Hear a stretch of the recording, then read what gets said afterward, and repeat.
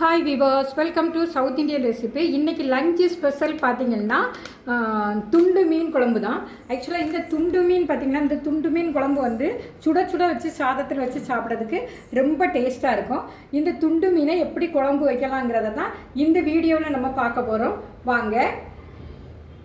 மீன் குழம்பு இந்த மெத்தடில் செய்யும்போது சுட சுட மீன் குழம்பு வச்சு சாதம் சாப்பிட்றதுக்கு ரொம்ப டேஸ்ட்டாக இருக்கும். நான் இன்றைக்கி பார்த்திங்கன்னா 1/2 கிலோ துண்டு மீன் எடுத்துருக்கிறேன். இந்த மீனுக்கு மசாலைகள் பார்த்திங்கன்னாக்கி தேங்காய், சின்ன ஜீரகம், அப்புறம் வந்து பார்த்திங்கன்னா சின்ன வெங்காயம், மல்லிப்பொடி, வத்தல் பொடி, மஞ்சள் பொடி. இந்த மல்லிப்பொடி பார்த்திங்கன்னா இது கொஞ்சம் கலராக இருக்கிறதுக்கு காரணம் நான் மல்லி அரைக்கும் போது எப்போவுமே காஷ்மீரி வத்தல் சேர்த்து அரைப்பேன். இப்போ இந்த மசாலாக்களை நம்ம வந்து தண்ணி ஊற்றி நல்லா நைஸாக அரைச்சி எடுத்துக்கலாம். இதை தாளிக்கிறதுக்காக நான் வந்து ஒரு 50 கிராம் அளவுக்கு தேங்காய் எண்ணெய் சேர்த்துருக்குறேன். தேங்காய் எண்ணெய் நல்லா சூடாகட்டும். எண்ணெய் சூடாகிட்டு நம்ம தாளிக்கிறதுக்காக பார்த்திங்கன்னாக்கி கொஞ்சமாக வெந்தயம், கடுகு, அப்புறம் சின்ன ஜீரகம் இதை நம்ம எண்ணெயில் சேர்த்துக்கலாம்.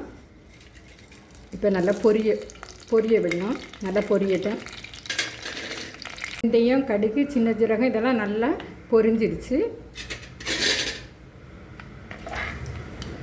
இந்த வெந்தயம் நல்லா சிவக்க பொரியணும். பொரிஞ்சிச்சு. இப்போ வந்து நம்ம வந்து எடுத்து வச்சுருக்க வெங்காயம், இதில் வந்து 100 கிராம் சின்ன வெங்காயம், 5 வந்து பச்சை மிளகாய், கொஞ்சம் கருவேப்பிலை இப்போ இதில் சேர்த்துக்கணும். எண்ணெயில் சேர்த்து நல்லா வதக்கி எடுக்கணும். வதங்கட்டும் வெங்காயம்.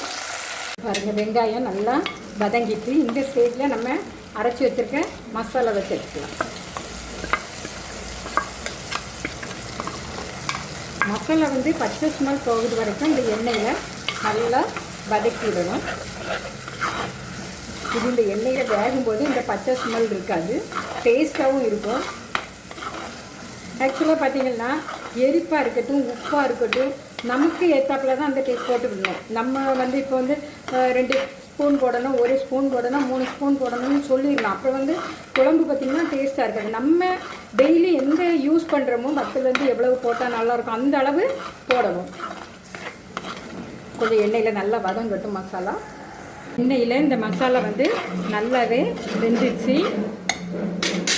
இப்போ நம்ம வந்து எடுத்து வச்சுருக்க புளி கரைசலை நான் வந்து இன்னைக்கு பார்த்திங்கன்னா ஒரு சின்ன லெமன் சைஸ் புளி தான் எடுத்துருந்தேன். இப்போ இந்த புளி கரைசலை நம்ம இதுக்குள்ளே சேர்த்துக்கலாம்.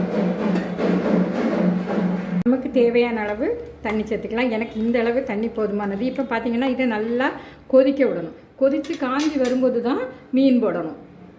குழம்பு கொதிச்சிருச்சு. இப்போ நம்ம குழம்புக்கு தேவையான உப்பு சேர்த்துக்கலாம். இந்த குழம்புக்கு எவ்வளோ உப்பு தேவையோ அந்த அளவு உப்பு சேர்த்துக்கலாம். அது கல் உப்பாக இருந்தாலும் சரி, பொடி உப்பாக இருந்தாலும் சரி. இப்போ மசாலா கொஞ்சம் நல்லா வேகட்டும். வெந்து வந்தால் தான் அந்த புளி எல்லாமே கரெக்டாக இருக்கும். ரொம்ப அருமையாக பாருங்கள் வத்தி காஞ்சி வச்சுருக்கு. இந்த ஸ்டேஜில் நம்ம வந்து உப்பு பார்த்துக்கணும்.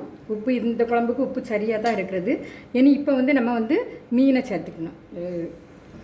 கழுவி வச்சுருக்க மீனை நம்ம இதில் சேர்த்துக்கலாம். மீன் சேர்த்து ஒரு 5 நிமிஷம் மீடியம் ஃப்ளேமில் வச்சு நம்ம ஸ்டவ்வை ஆஃப் பண்ணிடலாம். குழம்புல சேர்த்தாச்சு. இந்த ஸ்டேஜில் ஒரு 2-3 பீஸ் மாங்காய் இருந்ததுன்னா சேர்த்துக்கிட்டோம்னா நல்லா மணமாக இருக்கும். இருக்கட்டும். மீன் இப்போ நல்லா வேகட்டும்.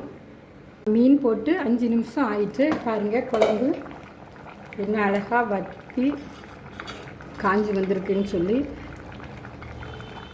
இதே போல் துண்டு மீன் வாங்கி நீங்களும் செய்து பாருங்கள்.